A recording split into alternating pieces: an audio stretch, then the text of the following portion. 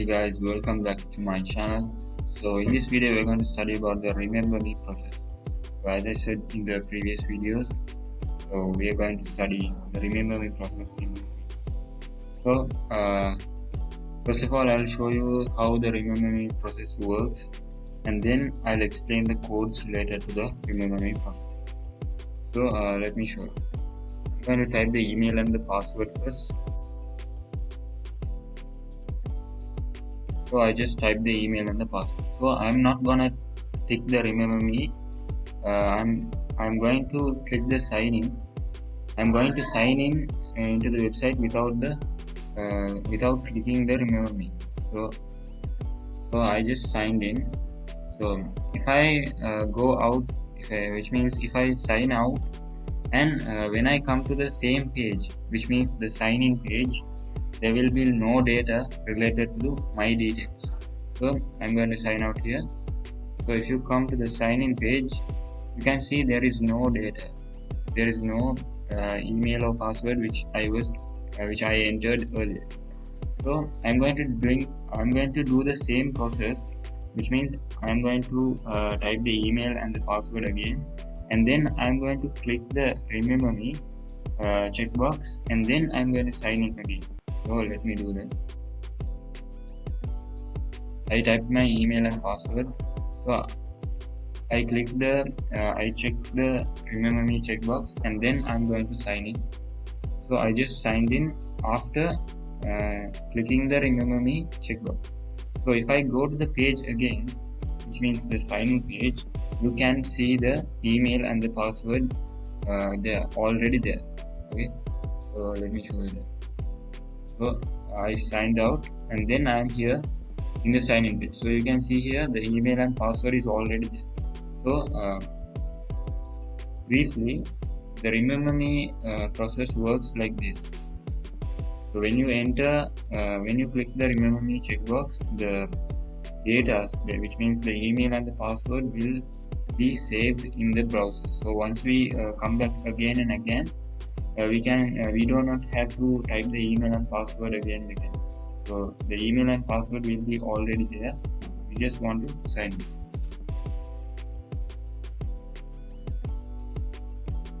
So I'm going to sign in after entering all my details. So this is the home page of our e-commerce website. So I'll explain about the home page later on in the video series. So let's go to the codes related to the remember me process. Guys, this is the code related to the remember me, which means the design of the remember me. So you can see here, this is a checkbox. You can see here this is a checkbox, and we have given an ID called remember me to identify whether the box is checked or not. So we can identify this using the ID called remember me. So once we click the sign in, once we click the sign in function, the function in the JavaScript side, which means the sign in function in the JavaScript side, will be called. So in there you can see here, as I explained earlier in the previous video, the email and the password will be caught as well. If we check the remember me checkbox, the remember me, which means the ID, will catch the value of that remember me checkbox. So the ID will be assigned for a variable called remember me as well, and then it will also be appended to the form data which we send to the server side. So here you can see we are sending a value through these two variables, but we are not sending a value.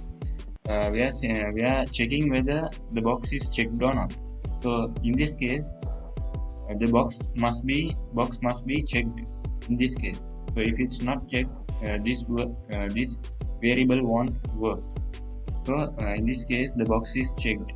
So we are sending the data to the server side through this form data. So it goes directly to the sign-in process.php file using the AJAX post method. So if we go to the server side file, You can see here I explained this earlier in the previous video. So here you can see we have called the ID, which means whether it's checked or not. So after that we have assigned it for a variable called remember me also, and then if you come here, this is the place where we assign those data into a cookie. So when you come here, you can see we have searched the user, whether the user is existing user or not in the database. So we have assigned the data that come from this select query to a variable called $rs, and then we have $rs means the result set. So we have searched whether how many rows are there in the result set. For example, there can be 5 or 4 rows, even there can be even 1 row. So we have searched the number of rows using the num_row keyword, and then we have assigned the number of rows to a variable called $n. So in this case we are getting only 1 row because the email and the password for particular user. So the result set will come in only 1 row. So we have used the if condition $n is equal to 1, which means the number of rows is equal to 1. We need to give the echo success. So if it's not, we need to give alert. We need to give an alert called invalid email or password or something like that. So after that, if the alert is success, the result set which was the result set which is all the details of that particular user is saved will be fetched into another variable called $d. So we use fetch_assoc keyword to fetch the data from that particular result set. So we have assigned those data into a variable called $d. So after that we have started a session called $_session, and we have given the name, we have given a parameter new variable. So after that, if you come here, this is the main part related to the remember me process. So if you come here, we have used an if condition.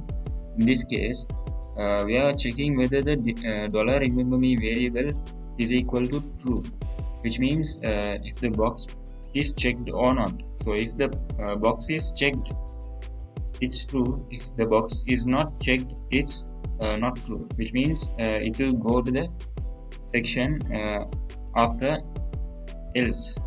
So if the box is checked, these codes will be implemented, executed. So if the $remember me variable is checked, if it's true, a cookie will be set. A cookie will be created with the same email and the password of that particular user, and it will be the server side will give it a expiration time. So this is the expiration time we have given here. In this case, we are given a time span of 1 year for that particular cookie. So after that year, after that time span, the cookie will be expired. So the data won't be visible when the user comes to sign in to the platform. So the email and the password of that particular user will be combined, will be attached to a cookie, and then the cookie will be sent to the client side, and the cookie will be sent to the client side browser.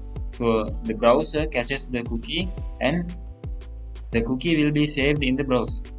So the browser automatically loads those data when the user come to that particular page. So this is how the remember me process works. So let's go to the index section, and you can see here we have opened the PHP tag here, and then you can see here we have not assigned anything for the variables called $email and $password, which means we have assigned null values for these two variables. After that, we have used if conditions. Inside that, we have used the keyword called isSet. isSet means we are finding out whether the particular cookie is set or not. So if it is set in that particular input box, so is set, we use to see whether that particular cookie, which means the particular data, is set in that particular inbox. So in this case, we use the is set keyword. Inside that, the $_cookie keyword is used because the cookie is already in the browser. So the email inside the cookie will be extracted and assigned to a variable called $email. And then after, if you come here, you can see here we have echoed the email that's in the cookie. So this is how the remember me process works for the password as well. So the same thing happens for the password. So if the user clicks the remember me checkbox, there will be the email and the password will be visible for the user when he comes again. And if the user didn't click the checkbox, the email and password won't be visible to the user when he comes again to log into the platform. So this is up to the video. So this is the process of remember me process. So this is the remember me process. So this is up to the video. I hope you got all clear idea about the remember me process. So let's meet in the next video with another process.